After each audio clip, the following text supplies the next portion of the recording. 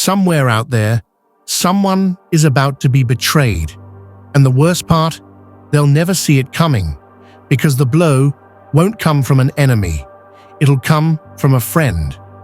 Robert Greene tried to warn us, but almost no one listened. This is the dark truth behind one of the most ignored laws of power. Never put too much trust in friends. Learn how to use enemies. You may think this doesn't apply to you, that your friends are different, but that's exactly what they thought too, until it was too late. Trust. It's the glue that holds friendships together, the invisible thread that makes us feel safe. But in the world of power, trust is dangerous. It blinds. It makes you vulnerable. And Robert Greene knew that better than anyone.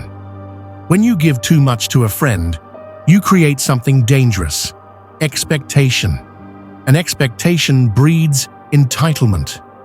The friend begins to believe they deserve your success. They expect your support, your resources, your loyalty, even when you start to outgrow them. And when that moment comes, when your life begins to shift, when you begin to rise, they don't celebrate you. They question you, silently, sometimes openly, because deep down, your rise feels like their fall. And if you think that sounds too harsh, look back. How many times have you seen someone rise to power, only to be betrayed by the one who stood closest? It's a pattern repeated through history, from emperors to CEOs, from kings to creators. Robert Greene wasn't cynical, he was observant. He saw that enemies, strangely enough, can be more reliable. Why? Because the enemy doesn't pretend. The enemy knows the rules. They know the lines. And when you turn an enemy into an ally, it's often based on mutual benefit, not sentiment. But a friend. A friend believes they're entitled. That's what makes them dangerous. Have you ever noticed how a close friend is sometimes the first to downplay your success? You share that something went well, and they respond with a weak compliment, a strange silence, or a quick change of subject. It's subtle, but it's real. Because, as Greene reveals, the friend feels your assent, and quietly, they start making calculations. They wonder, will they leave me behind? Are they forgetting about me? Am I falling behind? These thoughts aren't always conscious, but they grow, and they become resentment. A friend feels they have ownership over you, because they were there in the beginning, because they know your story, and for that reason, they believe they deserve a piece of your success. If they don't get it, they won't walk away. They'll get closer, with smiles, with support, with friendship, but hiding a darker motive. Greene observes that enemies don't carry these expectations. They respect you because they know your strength. They don't ask for favors. They don't expect recognition. They understand the relationship is tense, but honest. That's why alliances with former rivals often work better than partnerships with old friends, because the enemy knows it's all about results, while the friend expects everything to work on memory and affection. What's worse, even with all the signs, most people still insist on trusting, because admitting a friend could become a threat. That hurts.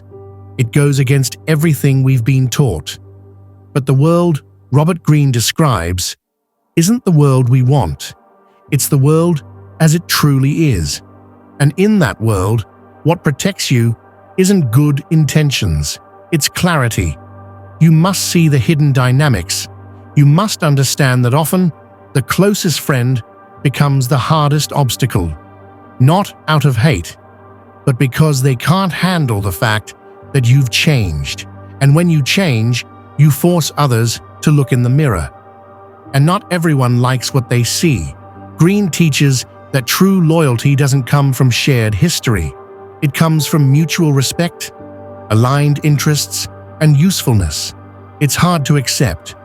We all want a world where trust is pure, but trusting too much is always the beginning of the fall. That's why Greene insists, use enemies, not because they're better, but because they're predictable. Look around. How many stories have you heard of business partners who started as friends and ended in lawsuits and betrayal? How many bands broke up because one member became more successful than the rest? How many friendships dissolved the moment one person began to grow and the other didn't? Robert Greene knew the problem isn't the friendship, it's human nature. We're built on comparison, ego, and fear, and nothing triggers those emotions more than the success of someone close. Friends see your rise as a reminder of what they haven't achieved, and if they're not ready, they respond with bitterness, with irony, with subtle sabotage, all wrapped in the mask of concern. I'm just trying to protect you. I don't think this is a good idea. But they're not protecting you.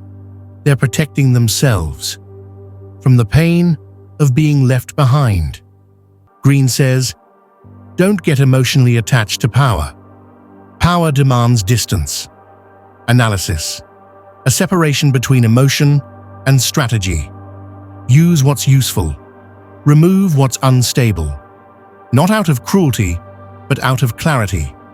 The betrayal of a friend hurts more because it breaks two things: your trust in them and your trust in yourself.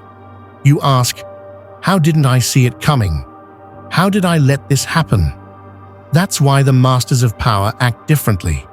They understand that vulnerability begins with illusion, and the most dangerous illusion of all is that someone is 100% on your side. Robert Greene describes the pursuit of power as a careful dance. You never give everything, never reveal everything, and never trust without limits. It's not paranoia, it's awareness. If you look closely, you'll see. Some friends only show up when you're weak. Others only praise you when you're down. But the moment you begin to rise, their gaze changes. The most dangerous betrayal doesn't come from the enemy. It comes from the smile that hides a shadow. Greene says, don't involve your emotions in the game of power. Emotions get you killed. Clarity keeps you alive. The biggest mistake you can make is believing the world operates based on your feelings. It doesn't. The world obeys the dynamics of power, and power doesn't forgive the distracted. Robert Greene didn't write to scare you. He wrote to wake you up, so you don't repeat the fate of so many who trusted too much, who let their guard down, and who were taken down by the very ones they once called brother. You might think this is all too much. You might believe it could never happen to you. But that's exactly where the danger lies, in the certainty that you're safe. Safety in the game of power is an illusion. You're only safe when you're alert, when you're prepared, when you understand that alliances shift, feelings fade, and even the friendliest face can hide intentions you didn't see coming. The next time someone gets close, whether through affection, interest, or shared history, watch carefully, not with fear, but with intelligence, because those who survive are the ones who see the whole board. And if this content made you see the world with new eyes, then you're already one step ahead of the crowd. Subscribe to the channel. Here, the truth isn't pretty, but it's necessary, because in this game, you either learn how to play or you become just another piece on someone else's board.